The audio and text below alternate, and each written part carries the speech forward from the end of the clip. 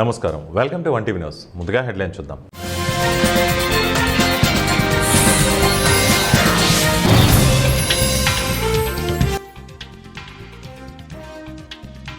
ఇరాన్పై బోతల దాడులు చేసే ఉద్దేశం లేదు, అమెరికా విదేశాంగ మంత్రి.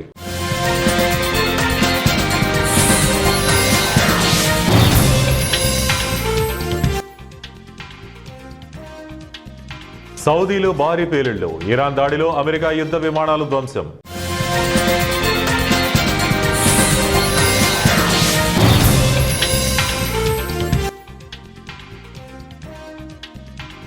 ఫైళ్లకే పరిమితమైన ప్రాజెక్టులను పట్టాలెక్కించాం, ప్రధాని మోదీ. పశ్చిమాసియా అగ్నిగుండంలా మారుతోంది. ఇరాన్, అమెరికా మధ్య ఉద్రిక్తతలు పతాక స్థాయికి చేరుకున్నాయి.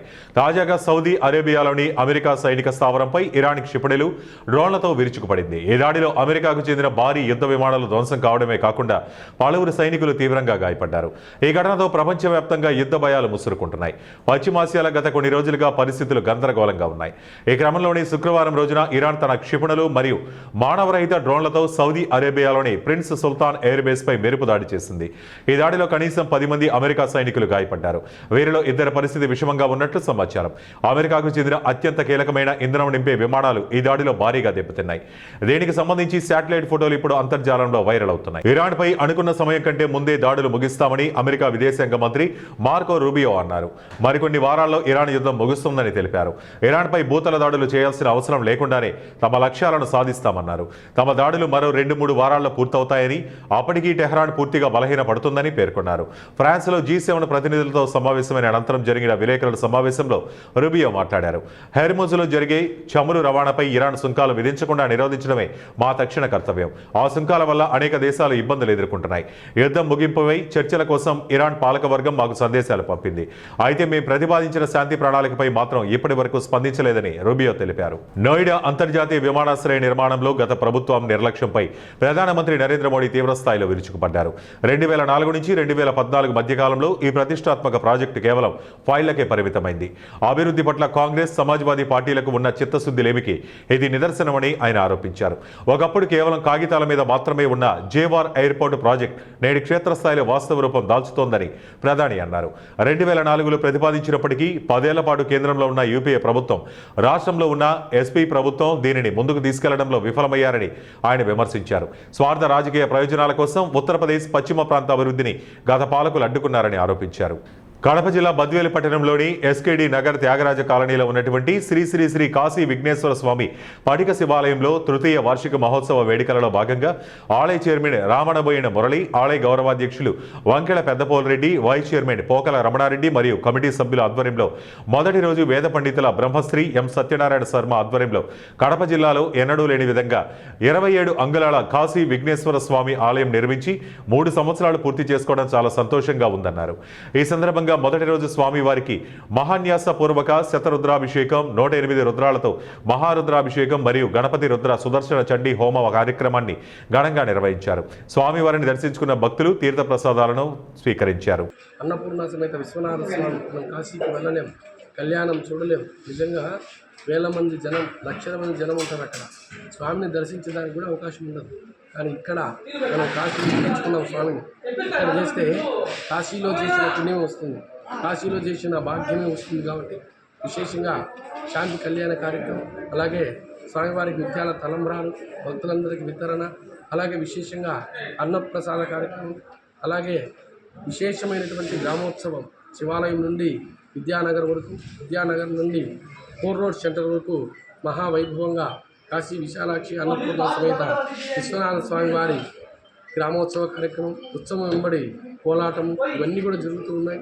కాబట్టి భక్తులందరూ కూడా పాల్గొని స్వామివారి అనుగ్రహానికి పాత్రలు అవుతారని కోరుకుంటున్నాం. ఇంత గొప్ప కార్యక్రమం ఆలయ కమిటీ ఆధ్వర్యంలో మన ఆలయ చైర్మన్ రామణబోయిన మురళి గారు, అలాగే ఆలయ గౌరవ అధ్యక్షులు పెద్దపోలరెడ్డి గారు, అలాగే పోకల రమణారెడ్డి గారు, వీళ్ళందరూ కూడా ముందుండి ఎంతో సహాయ సహకారాలు చేస్తూ, ఇంకా పేరున ప్రతి ఒక్కరు కూడా పామూరు వెంకటేశ్వర్లు గారు అందరూ కూడా ముందుండి ఈ దైవ కార్యక్రమానికి సహాయ సహకారాలు అందించారు.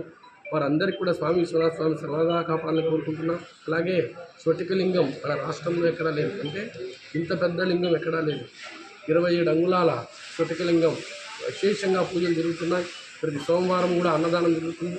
కాబట్టి భక్తులందరూ కూడా రేపు జరిగేటువంటి కళ్యాణ కార్యక్రమంలో పాల్గొని ఆ పీఠాధిపతి అనుగ్రహం తీసుకొని స్వామివారి కృపకు పాత్రలు వద్దరని కోరుకుంటూ ఉన్నాం. వచ్చిన భక్తులందరికీ కూడా కొంగు బంగారమే నిలుస్తున్నాడు మన కాశీ విశ్వనాథ స్వామి. ఓం నమ శివాయ.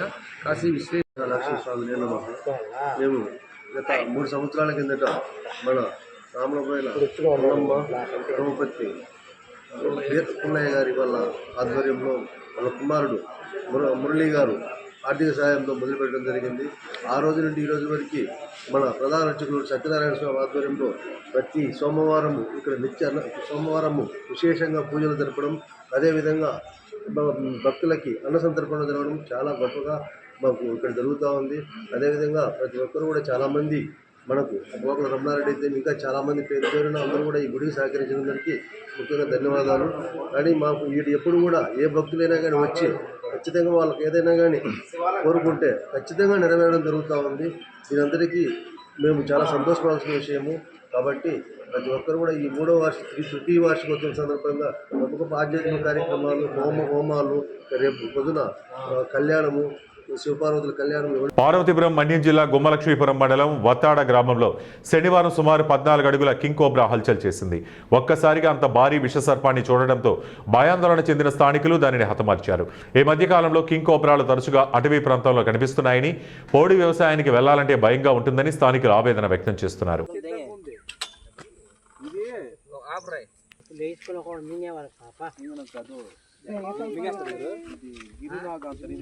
పాములు మింగేస్తుంది. దీని ఎదురుగా నాగి పాము కానీ ఉల్లి పాము కానీ ఇది మింగేస్తుంది. ఇది పామునే మింగిన పాము. ఇది తెలిసిపోద్ది మింగేస్తుంది. మధ్యన టెక్నాలజీ అదే తీరా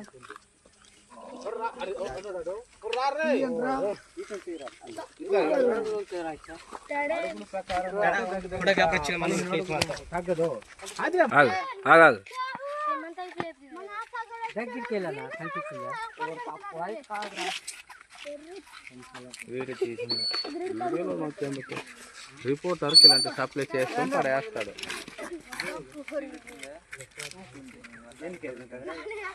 జీవన్ రెడ్డి బీఆర్ఎస్ పార్టీలోకి వెళ్తారంటూ వస్తున్న వార్తల నేపథ్యంలో ఎమ్మెల్సీ ఎల్ రమణ తన అభిప్రాయాలను వ్యక్తం చేశారు. రాజకీయాల శాశ్వత మిత్రులు, శత్రువులు అంటూ ఎవరూ ఉండరు. పరిస్థితులకు అనుగుణంగా ఎవరికి ఎక్కడ గౌరవం ఉంటుందో అక్కడికి వెళ్తుంటారు. సుదీర్ఘ రాజకీయ అనుభవం ఉన్న కేసీఆర్ సూచనలను, సలహాలను తూచా తప్పకుండా పాటిస్తాం. అనుభవం ఉన్నవారు, ప్రజాసేవలో ఉన్నవారు పార్టీలోకి వస్తారంటే బీఆర్ఎస్ పార్టీ ఆహ్వానిస్తుంది. అవకాశాలు వచ్చినా రాకున్నా రాజకీయాల్లో పార్టీ సిద్ధాంతాలకు అనుగుణంగా పనిచేయాలి. వ్యక్తిగత సిద్ధాంతాలు అనేవి ఉండవు. రాజకీయాల వారసులు వచ్చినంత మాత్రాన సీనియర్లకు ఎలాంటి ఇబ్బంది ఉండదు. నిబద్ధతతోనే పనిచేస్తూనే ఫలితం ఉంటుందన్నారు. మాట్లాడితే గతంలో సాంప్రదాయం ఇద్దరు కేసీఆర్ గారికి దాదాపు 50 ఏళ్ళ రాజకీయ అనుభవం ఉన్నది. 25 ఏళ్ళుగా పార్టీ నడిపిస్తున్న అనుభవం ఉన్నది. 10 ఏళ్ళు పరిపాలించిన అనుభవం ఉన్నది. కనుక వారి సూచన సలహా మేరకు మేమందరం కూడా పాటిస్తాం. అనుభవజ్ఞులైనటువంటి వాళ్ళు, రాష్ట్రంలో ప్రజల కొరకు, శ్రేయస్సు కొరకు పాటుపడేటువంటి వాళ్ళు, ప్రజా సమస్యల పట్ల అవగాహన ఉన్న వాళ్ళు వస్తే తప్పకుండా బీఆర్ఎస్ పార్టీ స్వాగతిస్తుంది. వారి తగ్గట్టు గౌరవించుకుంటూ పార్టీలో ఉండే నాయకత్వాన్ని, కార్యకర్తలను కూడా ఎప్పటికప్పుడు వెనుదనగా ఉంటుంది. వ్యక్తుల పరిస్థితి ఎప్పుడు ఉండదు. రాజకీయ పార్టీ ప్రధానం. నేను 70 ఏళ్ళలో కార్యకర్తగా మొదలు పెడితే ఇప్పటి వరకు ఏ పార్టీలో ఉంటే ఆ పార్టీ కమిట్మెంట్గా ఉన్నాం. ఆ పార్టీ ఇచ్చినటువంటి పనులను తప్పకుండా చేసినాం. చేయవలసిన బాధ్యత కూడా ప్రతి ఒక్కరి మీద ఉంది. మేమే చెప్తాం, క్రమశిక్షణ కలిగినటువంటి సైనికుల మాదిరిగా ఉండాలా. పార్టీ జెండా ఎత్తుకున్నప్పుడు పార్టీ సిద్ధాంతాలకు అనుగుణంగా. కర్నూలు జిల్లా ఆలూరు గ్రామ పంచాయతీ ఆధ్వర్యంలో నిర్వహించిన కూరగాయల మార్కెట్, షాపింగ్ కాంప్లెక్స్ టెండర్ల విషయంలో రాజకీయ ఉద్రిక్తత నెలకొంది. ఈ అంశంపై టీడీపీ మరియు వైసీపీ నాయకుల మధ్య ఘర్షణ చోటు చేసుకుంది. టెండర్ల కేటాయింపులు ఇరు వర్గాల మధ్య మాట పెరిగి ఉద్రిక్త పరిస్థితులు నెలకొన్నాయి. ఒక దశలో ఈ వాగ్వాదం తోపులాటకు దారితీసినట్లు సమాచారం అందుకున్న పోలీసులు ఘటనా స్థలానికి చేరుకుని పరిస్థితిని అదుపులోకి తెచ్చారు. ఎలాంటి అవాంఛనీయ ఘటనలు జరగకుండా భద్రతా చర్యలు చేపట్టారు. ఇదిలా ఉండగా టెండర్ల ప్రక్రియ పారదర్శకంగా నిర్వహించాలని స్థానికులు కోరుతున్నారు.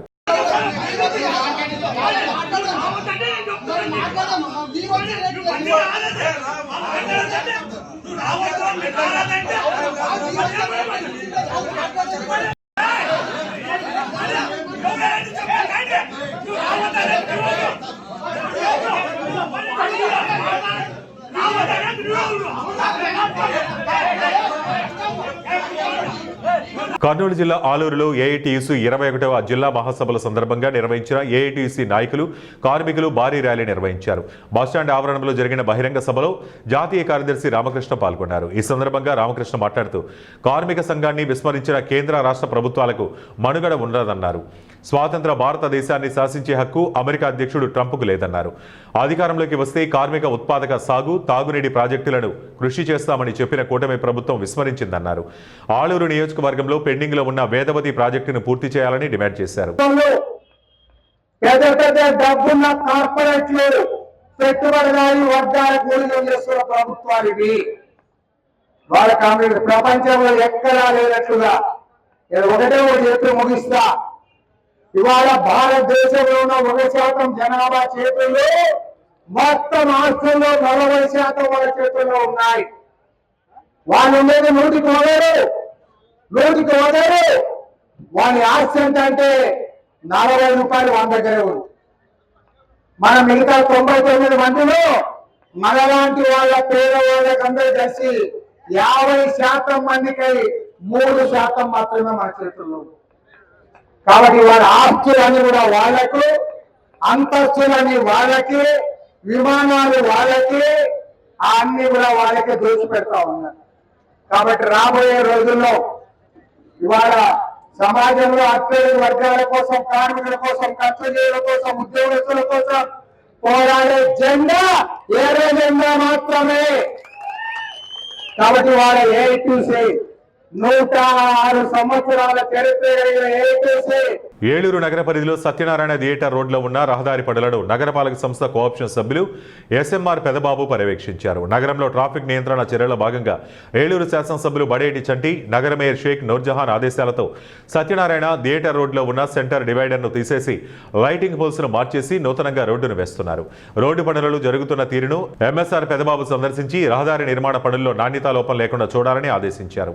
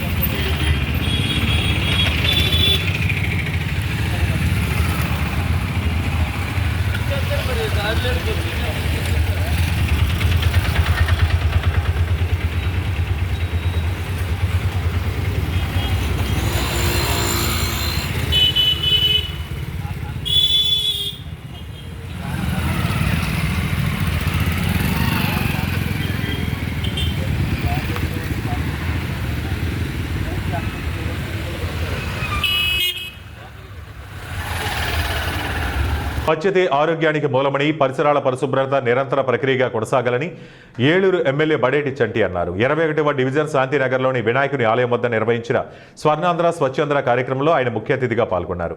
ఈ సందర్భంగా కార్పొరేషన్ కమిషనర్ భానుప్రతాప్ ప్రజలతో స్వచ్ఛతా ప్రతిజ్ఞ చేయించారు. ప్రతి ఒక్కరూ తమ ఇళ్లతో పాటు పరిసరాలను కూడా పరిశుభ్రంగా ఉంచితేనే స్వచ్ఛాంధ్ర లక్ష్యం సాధ్యమవుతుందని ఎమ్మెల్యే పేర్కొన్నారు. నగరాభివృద్ధిలో భాగంగా కొత్త ఆర్థిక సంవత్సరంలో 10 కోట్ల ప్రత్యేక నిధులతో రహదారులను అభివృద్ధి చేయనున్నట్లు తెలిపారు.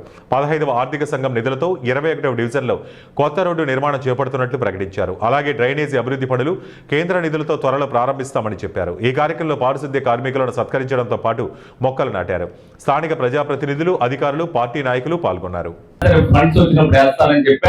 మొన్న ఏదైతే 15 ఫైనాన్స్ ఫండ్స్ వచ్చాయో అందులో మరి గౌరవ కార్పొరేటర్ గారు చెప్పిన 3వ రోడ్డు శాంక్షన్ చేయడం జరిగిందని చెప్పి సందర్భంగా మీ అందరూ కూడా తెలియజేయడం జరుగుతుంది.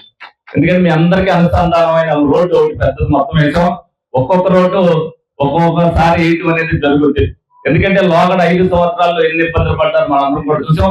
ఆర్థిక పరిస్థితి చూసుకుని డెఫినెట్ గా ప్రజలు ఇబ్బంది పడుతున్న పరిస్థితులు, అలాగే గౌరవ కార్పొరేటర్ ద్వారా ఫీడ్బ్యాక్ తెప్పించుకుని ఇది మా డివిజన్ కి అవసరం అంటే ఇంపార్టెంట్ అన్నప్పుడు ప్రతి పని కూడా చేయడం జరుగుతుంది. అందులో భాగంగానే మన గౌరవ ముఖ్యమంత్రి గారి దగ్గరికి వెళ్ళినప్పుడు 10 కోట్ల రూపాయలు మరి రోడ్ల నిమిత్తం కొంచెం అవసరం ఉంటుంది, స్పెషల్ ఫండ్ నుంచి నాకు ఇమ్మని చెప్పి నేను రిక్వెస్ట్ చేయడం జరిగింది. ఈ సందర్భంగా చంద్రబాబు నాయుడు గారు ఇమీడియట్ గా స్పందించి 10 కోట్ల రూపాయలు కూడా శాంక్షన్ చేశారు. నెక్స్ట్ ఫైనాన్షియర్ లో వస్తాయి, దాన్ని కూడా మనం రోడ్లకు ఉపయోగించుకుంటాం అని చెప్పి అందరూ కూడా తెలియజేయడం జరుగుతుంది. ఎందుకంటే స్వచ్ఛాంధ్ర స్వతంత్ర కార్యక్రమంలో రోడ్లు డ్రైన్లు అన్ని కూడా బాగుంటాయి.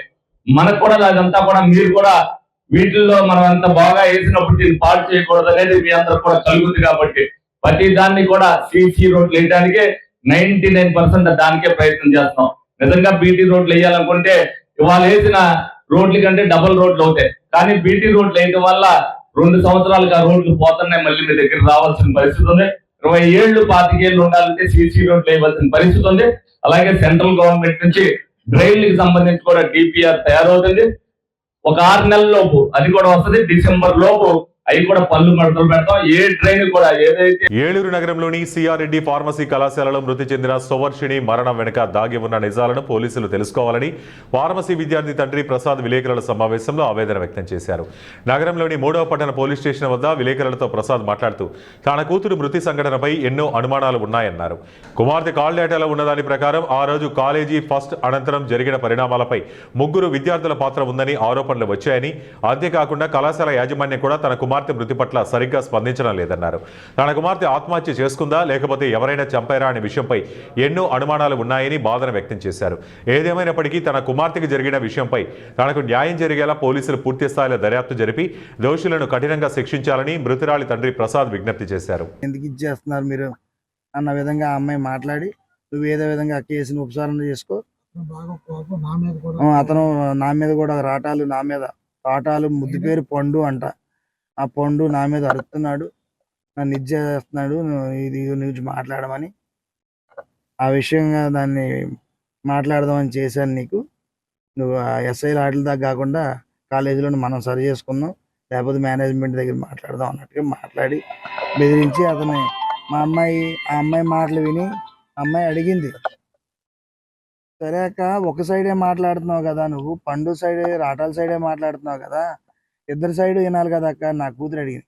నా కూతురు అతని దగ్గర చాటింగ్స్ ఉన్నాయి అన్నప్పుడు ఆ చాటింగ్స్ నాకు చెప్పాలి కదా, ఆ చాటింగ్స్ చూపించమన్నా కదా, ఆ చాటింగ్స్ నాకు ఎందుకు చూపించలేదు, ఉంటే చూపించాలి కదా అని అడిగినప్పుడు, సరే అలాంటిది ఏదైనా మాట్లాడదామని అనాలి కదండి, చూపించాలి కదండి. ఆ చాటింగ్స్ ఏమీ లేనప్పుడు లేనాట్లు ఉన్నాయని అని నా కూతుర్ని ఎందుకు భయపెట్టి, నా కూతుర్ని ఎందుకు హెరాస్ చేసి, నా కూతుర్ని ఎందుకు చంపేశారు? నా కూతురికి ఆఖరైందండి ఆ రోజు. వీళ్ళు అర్ధరాత్రి చేసిన పనులకి నా కూతురికి ఆఖరైందండి ఆ రోజు. మనం ఎటుపోతున్నాం, మన సొసైటీ ఎటుపోతుంది? ఇంత టెక్నాలజీలో ఉన్నాం, ఇన్ని విధాలుగా డెవలప్ అవుతున్నాం, ఇంత మోసాలు ఇవన్నీ ఆగవా? వాడు ఎందుకు చేశాడు ఇలాగ? ఆడి ధైర్యం ఏంటి? అలాంటి వాడి శిక్ష పడాలా లేదా? ఒకసారి ఒక తండ్రిగా ఒక ఆవేదనతో చెప్తున్నాను, నా కూతురు నేను పోగొట్టుకున్నా. నా కూతురికి జరిగిన అన్యాయం ఏ కూతురికి జరగకూడదు. అలా జరగకూడదంటే ఆడికి శిక్ష పడాలి. ఇందులో ఉన్న వాళ్ళు ప్రతి ఒక్కళ్ళు శిక్షణ అనుభవించాలి. రాజీ చేసుకుందాం అన్న విషయం అయితే నా దాకా రాలేదండి. మా పెద్ద మనుషులతో ఆ రోజు ఎవరో చేశారని చెప్పారు. అది మా ఊరు నాయకులకే తెలుసండి ఆ విషయం. నేను మరి నా పాప పోయిన బాధలో నేనున్నాను. నేను ఆ రోజు దేనికి రెస్పాండ్ అవ్వలేదు. కానీ నేను ఫస్ట్ నుంచి ఈ రోజు వరకు మొత్తం ఏం జరిగింది అనేది నేను పోలీసు వారికి చెప్పాను, మా పెద్దలకి చెప్పాను. నేను ఏది దాయాల్సిన అవసరం లేదు. నా కూతురు గురించి నాకు తెలుసు. ప్రజలు ఎవరు నా కూతురు గురించి సర్టిఫై చేయాల్సిన అవసరం లేదు. లేదండి, వీడు హెరాస్ చేస్తుంటే రాటాలనేవాడు ఆ కాలేజీలో ముందు రోజు పార్టీలో జరిగిందని ఎవరిష్టం వచ్చినట్టు వాళ్ళు రాస్తున్నారు కదండి ప్రెస్ వాళ్ళు. తెలుసుకున్నదే రాయాలండి మీరు కూడానండి. మీకు ఇంటర్వ్యూ ఇచ్చిన వాళ్ళు ఒకలాగా, ఇవ్వనోళ్ళు ఒకలాగా రాసేసి ఏది పడితే రాసేస్తే ఎలా అండి? ఇవన్నీ రానివ్వండి, ఎందుకంటే నిజం అందరికీ తెలియాలి. వైఎస్ఆర్ ట్రేడ్ యూనియన్ ఆవిర్భావ దినోత్సవాన్ని పురస్కరించుకుని ఏలూరులోని వైఎస్ఆర్ కాంగ్రెస్ పార్టీ కార్యాలయంలో ఘనంగా వేడుకలు నిర్వహించారు. జిల్లా ట్రేడ్ యూనియన్ అధ్యక్షుడు పల్లి శ్రీనివాస్ ఆధ్వర్యంలో జెండా ఆవిష్కరణతో పాటు కేక్ కటింగ్ కార్యక్రమం నిర్వహించారు. ఈ సందర్భంగా పార్టీ నాయకులు, కార్యకర్తలు పెద్ద సంఖ్యలో పాల్గొని ఉత్సాహంగా కార్యక్రమాన్ని విజయవంతం చేశారు. కార్యక్రమానికి ముఖ్య అతిథులుగా రాష్ట్ర వైఎస్ఆర్ ట్రేడ్ యూనియన్ అధ్యక్షుడు పునూరి గౌతమ్ రెడ్డి, ఏలూరు నియోజకవర్గ ఇన్ఛార్జ్ మామిళ్లపల్లి జయప్రకాష్ హాజరయ్యారు. తెలియజేయటం జరుగుతూ ఉంది. ఈ రోజున ఈ సంవత్సరం ఏలూరు పట్టణంలో జయప్రకాష్ గారి యొక్క ఆధ్వర్యాన, అదేవిధంగా మా జిల్లా అధ్యక్షులు శ్రీనివాస్ ఆధ్వర్యాన ఈ కార్యక్రమాన్ని ఇక్కడ తీసుకోవటం అనేది జరిగింది. ఇక్కడ తీసుకోవటానికి కారణం ఒకటే, కార్మికులంటే ఎక్కువగా ఉండేటువంటి ఈ ప్రాంతం. నేను దరిదాపులుగా 1980 సంవత్సరం నుంచి కూడా ఇక్కడ జూట్ మిల్ కార్మికులు కానీ, ఇతరత్ర పేపర్ మిల్స్ వాటికి కానీ వీటన్నిటికి కూడా వచ్చేటువంటి ఆనవాయితీ నాకు ఉండేది. అంతకుముందు ఉండేటువంటి సంఘాల వాటితో కూడా సంబంధాలు దాంతో. అయినప్పటికీ కూడా ఇక్కడ ఉండేటువంటి పరిస్థితిని బేస్ చేసుకుని రాష్ట్రంలో జరుగుతున్నటువంటి కార్మికులు జరిగేటువంటి అన్యాయాలు ఏ రకంగా జరుగుతున్నాయి అనేటువంటి దాని మీద సమీక్షలు చేయటం అనేటువంటి జరుగుతుంది. ఈ రోజున మనం చూస్తున్నాం, భారతదేశంలో స్వతంత్రానికి ముందు నుంచి సముపార్జించుకునేటువంటి హక్కులు, చట్టాలు ఏవైతే ఉన్నాయో ఆ చట్టాలన్నింటినీ కూడా నిర్వీర్యం చేసి మినిమం వేజ్ యాక్ట్ కానీ, లేకపోతే కనుక మహిళలకి రక్షణ కల్పించేటువంటి యాక్ట్లు కానీ ఇవన్నింటినీ కూడా తొంగలో దొక్కినట్టుగా ఒకే దానికి తీసుకొచ్చి వీటికి 4 కోడ్లని పేరు పెట్టి 4 కోడ్ల ద్వారా మీ యొక్క పరిస్థితిని చూస్తామనేటువంటి చెప్తుంది. గతంలో ఓ ఫ్యాక్టరీ కనుక ఉన్నట్లయితే ఆ ఫ్యాక్టరీకి సంబంధించినటువంటి ఇన్స్పెక్షన్ చేయాలంటే ఆఫీసర్స్ డైరెక్ట్గా వచ్చి ఆఫీసర్స్ చేసేవాళ్ళు, ఇన్స్పెక్ట్ చేసేవాళ్ళు, తప్పు ఉంటే కనుక పట్టుకుని చేసేవాళ్ళు. కానీ ఈరోజు ఏమవుతోంది, యాజమాన్యానికి తెలియజేసి రావాలంటే కొత్త చట్టం ద్వారా. ఇది ఎక్కడి నుంచి వచ్చింది? గతంలో ఫ్రీగా ఏ సంఘంలో కన్నా వెళ్ళి మనం సంఘం పెట్టుకునేవాళ్ళం. ఇవాళ సంఘం పెట్టడానికి ఇబ్బంది కలిగేది. సడన్గా స్ట్రైకులు చేస్తే వెంటనే వాళ్ళకి 10,000 ఫైన్ వేస్తారట. రెండోసారి కనుక వస్తే 50,000 ఫైన్ వేస్తారట. మూడోసారి 5 లక్షలు ఫైన్ వేస్తారంటే కార్మికుడి పైన. అసలు కార్మికుడికి అన్యాయం జరిగితే ఇమ్మీడియట్గా రియాక్ట్ అయ్యేటువంటిది కార్మిక సంఘాలు రియాక్ట్ అవుతాయి. అసలు కార్మిక సంఘాలు మీటింగ్లే పెట్టడానికి వెళ్ళేది. ఇప్పుడు నేను మొన్న విన్నా, యూనివర్సిటీస్ అన్నీ కూడా కార్మిక సంఘానికి సంబంధించినటువంటిది. యూనివర్సిటీలట ట్రేడ్ యూనియన్ జెండా ఎత్తకూడదట, ఏ ట్రేడ్ యూనియన్ మీటింగ్ కూడా పెట్టకూడదని హుకుం జారీ చేసినటువంటి ప్రభుత్వం ఏదైనా ఉంటే దౌర్భాగ్యమైనటువంటి ప్రభుత్వం ఈ టీడీపీ ప్రభుత్వం. అరాచకానికి మారుపేరుగా నిలిచినటువంటి చంద్రబాబు నాయుడు వందలాది మందిని పొట్టన పెట్టుకున్నాడు, హత్యలు చేయించాడు, రోడ్ల మీద హత్యలు చేయిస్తా ఉన్నాడు, వేలాది మందిని క్షతగాత్రులు. కర్నూలులోని పేట మెయిన్ బజార్లో ఉన్న శ్రీరాముల వారి దేవస్థానం 101వ ఏకాంతరామ సప్త రాత్రోత్సవ బ్రహ్మోత్సవాలు ఘనంగా నిర్వహిస్తామని దేవస్థానం అర్చకులు మళిగ రామ్మూర్తి ఆచార్యులు తెలిపారు. శ్రీరాముల దేవస్థానం ఎంతో చరిత్ర కలిగిన దేవాలయమని, ఈ దేవాలయాన్ని భక్తులు దర్శించి చరిత్ర తెలుసుకోవాలని అర్చకులు తెలిపారు. బ్రహ్మోత్సవాలకు సంబంధించిన కరపత్రాలను దేవాలయంలో ఈవో దినేష్ మరియు ఆలయ కమిటీ సభ్యులతో ఆవిష్కరించారు. ఏప్రిల్ 1వ తేదీ నుంచి 7వ తేదీ వరకు ఈ బ్రహ్మోత్సవాలు కొనసాగనున్నాయి. బ్రహ్మోత్సవాలలో భాగంగా 5వ తేదీ ఆదివారం శ్రీ సీతారాముల కళ్యాణం మరియు దివ్యమంగళ మహారథోత్సవం జరుగుతుందన్నారు. ఈ కార్యక్రమంలో కర్నూలు జిల్లా ప్రజాప్రతినిధులు పాల్గొంటారని తెలిపారు.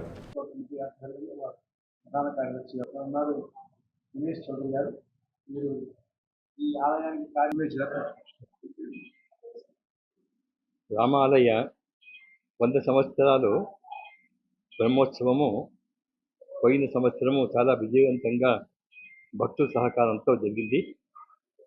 అదేవిధంగా ఈ సంవత్సరం కూడా 101వ బ్రహ్మోత్సవము విజయవంతంగా చేయాలనే ఉద్దేశంతో అనేక కార్యక్రమాలు కూడా ఏర్పాటు చేస్తున్నాము.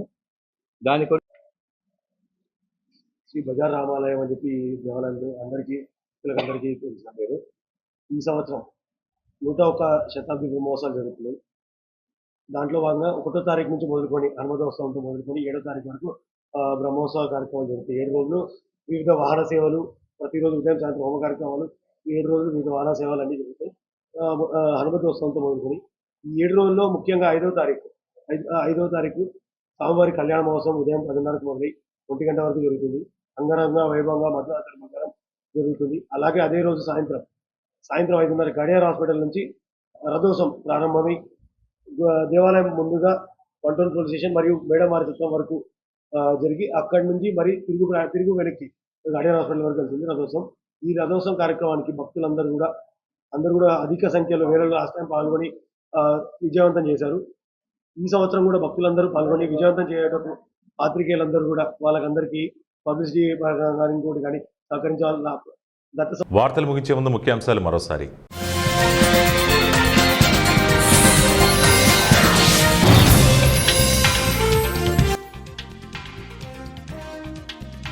ఇరాన్పై బోతల దాడులు చేసే ఉద్దేశం లేదు, అమెరికా విదేశాంగ మంత్రి.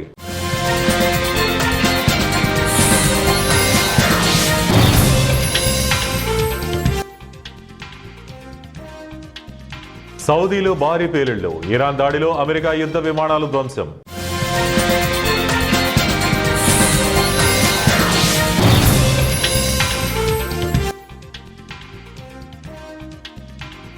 వాళ్లకే పరిమితమైన ప్రాజెక్టులను పట్టాలెక్కించాం ప్రధాని మోదీ.